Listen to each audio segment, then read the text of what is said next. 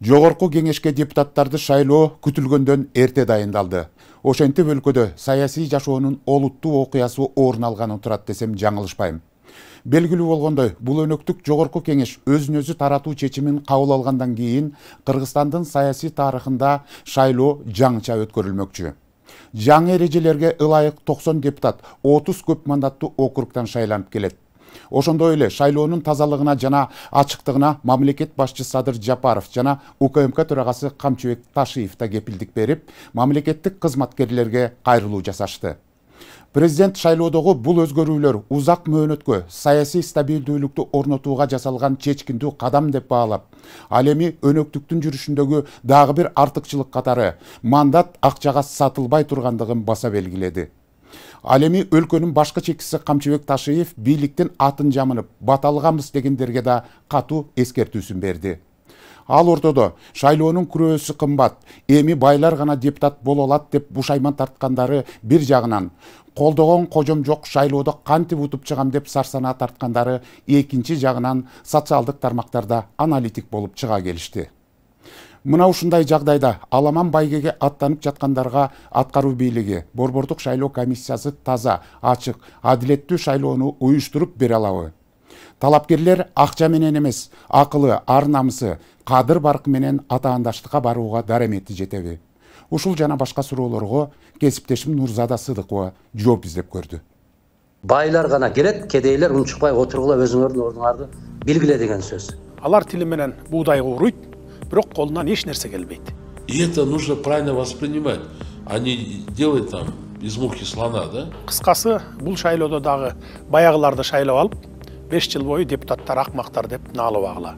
Кыргызстандын саясий турмушунда кезектеги олуттуу өзгөрүүлөр күтүлүүдө. Бул апта ичинде жогорку кеңештин 7-чи чакырылышынын өзүн таратуу чечимин колдоо менен президент Садыр Жапаров 2025-жылдын 30-ноябрына мөөнөтүнөн мурда шайлоону дайындоо тууралуу жарлыкка кол койду. Бул чечим өлкөнүн саясий календарын турукташтырууга жана башкаруу системасындагы кризистерди жоюуга багытталган жаңы реформалардын уландысы катары бааланууда. Бирок бул шайлоонун мөөнөтүнөн мурда өтүшү жогорку кеңештин ишмердүүлүгүнө коюлган талаптардын жогорулагандыгында белгилей кетүү керек. Ошентип бул жолку шайлоо жаңы эрежелер менен өтүп, депутаттарды тандоонун системасында олуттуу өзгөрүүлөр күтүлүүдө. Анда алдыда шайлоонун датасы, талапкерлердин жоопкерчилиги, мамлекет башчыларынын койгон талаптары жана эскертүүлөрү тууралуу сарысып салып көрөлү. Жогорку кеңеш өзүн өзү таратуу чечимин кабыл алгандан кийин мен бүгүн жогорку кеңештин 8-чи чакырылышынын депутаттарын шайлоо күнүн 30-ноябрга белгилеп, жарлыкка кол койдум. Мамлекет башчысы Садыр Жапаров жарлыкка кол койгон 30-ноябрь күнү кечинде жалпы кыргызстандыктарга шайлоо өнөктүгүнө байланыштуу кайрылуу жасады. Анда ал жогорку кеңештин депутаттарына мамлекеттин узак мөөнөттүү туруктуулугун колдогондугу үчүн ыраазычылык билдирип, бул чечимди саясий туруктуулукка жана келечектеги шайлоолордун тартибин иреттөөгө багытталган деп мүнөздөдү. Мамлекет башчысы шайлоонун таза жана ачык өтүшүнө өзгөчө басым жасады. Ал өлкөдөгү шайлоо системасы толук санариптештирилип, автоматташтырылган белгилеп, добуш саноодо жана жыйынтык чыгарууда бийликтин таасири болбой турганын кепилдеди. Мындай система КМШ өлкөлөрүндө жана Кыргызстанда гана бар экенин айтып, добуш сатып алуу, сатуу сыяктуу терс көрүнүштөрдөн арылууга, татыктууларды гана шайлоого чакырды. Эми урматтуу кыргызстандыктар, кайрылуумдун негизги өзөгүнө келели. 30 жылда 1000 түркүн депутаттарды көрдүңүздөр. Жакшысын да, жаманын да, популистин да, демагогун да, кыйкырчаагын да, бакырчаагын да, кооз сүйлөгөнүн да, байын да, кедейин да, добуш сатып алганын да, сатканын да көрдүңүздөр дегендей. Ошентип, депутат шайлоодо мастер эле болуп калдыңыздар деп ишенем. Ошондуктан келе жаткан шайлоодо татыктуусун гана шайлап алыңыздар демекчимин. Татыктууларды шайлап алуу эми мындан ары өз колуңуздарда. Өз балабыз деген түшүнүктөн дагы алыс болуңуздар. Чаткалдан алайга, алайдан ат башы менен каркырага чейин барып койсо дагы баары өз балаңар.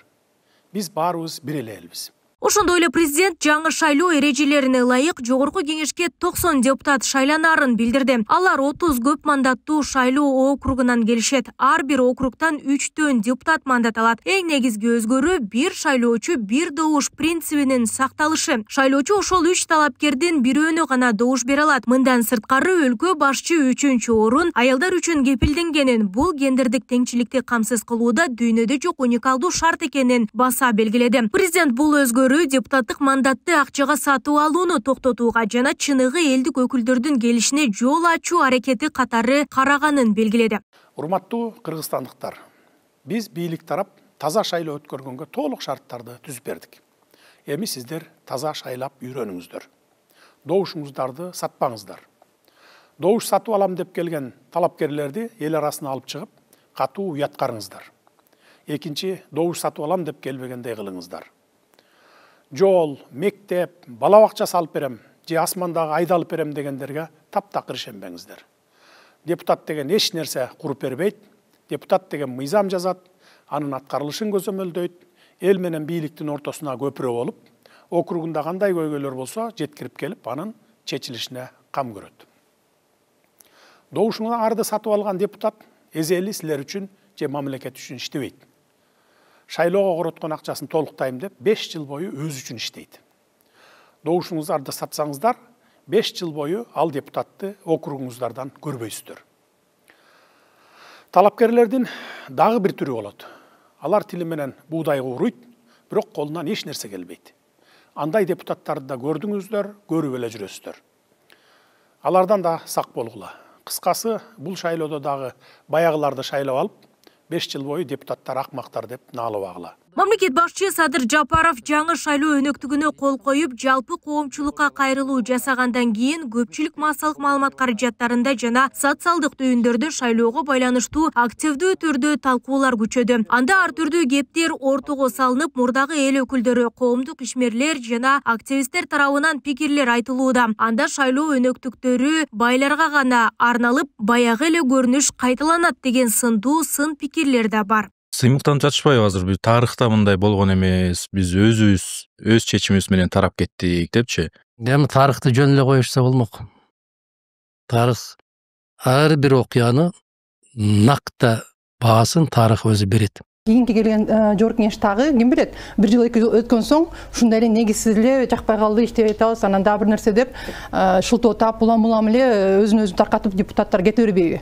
Жоопкерчилик болуп калат да, ачык айкын. Акча таап аткан кайсы азамат 300 000 сом сарптап, коротуп шайлоого бара алат, айткылачы. Бул деген сөз байлыкка болгон ценз деп коет. Байлар гана келет, кедейлер унчукпай отургула өзүңөрдүн ордуңарды белгиле деген сөз.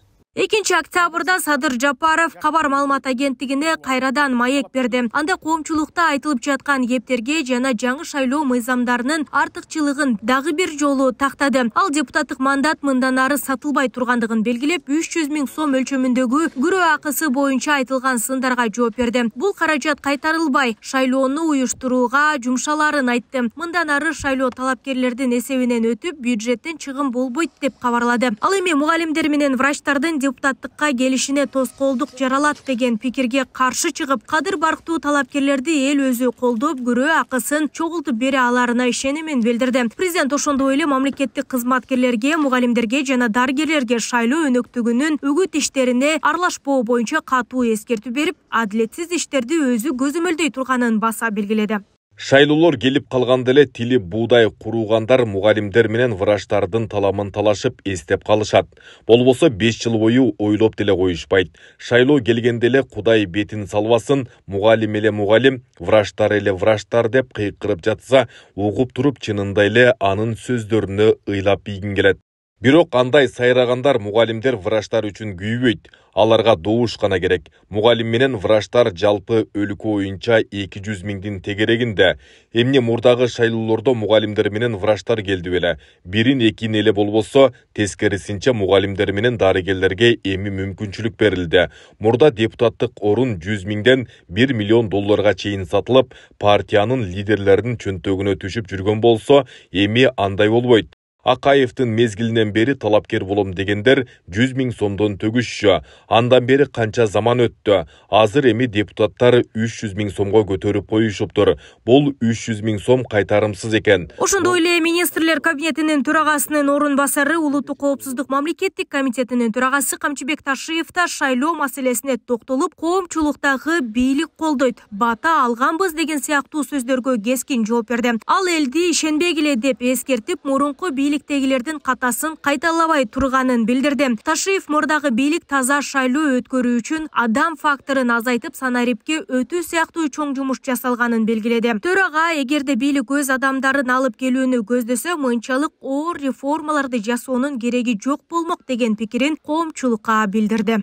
Мен дароо эле айтам, ишенбегиле. Мурунку бийликтер жасаган катаны биз кайталабайбыз. Ооба, бата берип жүрүшкөн. Мына ошол бата берген журт башчылары азыр кайда? Бизде орун алган бийлик алмашуулар, революциялар дал ушунун айынан чыкпады беле. Гөндүм адаттын калышы кыйын. Мен да айрым депутат болгусу келгендердин бизге жол издеп, жолугуп, бата алууга умтулуп жүрүшкөнүн билем. Жада калса жакын адамдарыбыздын арасында да андайлар бар. Буга окшогондорго ажуубуздун да, менин да убактыбыз жок. Өзүбүздүн жумуш чаштан көп, уйкубуз аз. Ачыгын айтканда биз таза шайлоо өткөрүү ниетинде абдан чоң жумуш жасадык. Анткени биз да убагында канчалаган шайлоолорго катышып, азабын тартып келгенбиз. Азыр болушунча адам факторун азайттык, санарипке өттүк. Шайлоочулардын кызыкчылыгы биринчи орунда болду. Эгерде биз өз адамдарыбызды алып келүүнү көздөсөк, ушунун баарын жасаштын эмне кереги бар эле? Эски шайлоо системасын калтырып, жыргап жата бербейт белек анда. УКМК төрагасы шайлоону көзөмөлдөө күчөтүүлөрүн жана мыйзам бузууларга жол берилбей турганын да кошумчалады. Ал талапкерлерге кайрылып, көз боемочулукка баруудан алыс болууга жана ага жаза катуу болот деп эскертти. Кайсы бир кездерде талапкерлерге бийликти сындап чыккан ыңгайлуу болчу. Акыркы 5 жылдагы өзгөрүүлөрдөн кийин тескерисинче бийликти колдогон адамдарда шанс жогору. Ошондуктан да биздин атыбызды пайдаланып атышат. Алдыдагы шайлоону таза өткөрүү үчүн көзөмөл күчтүү болот. Мен талапкерлерге эскертип коеюн. Билбей калат деп ар кандай көз боемочулукка баргандан алыс болгула. Баары бир ачыкка чыгып калат. Андай учурда жаза катуу болот.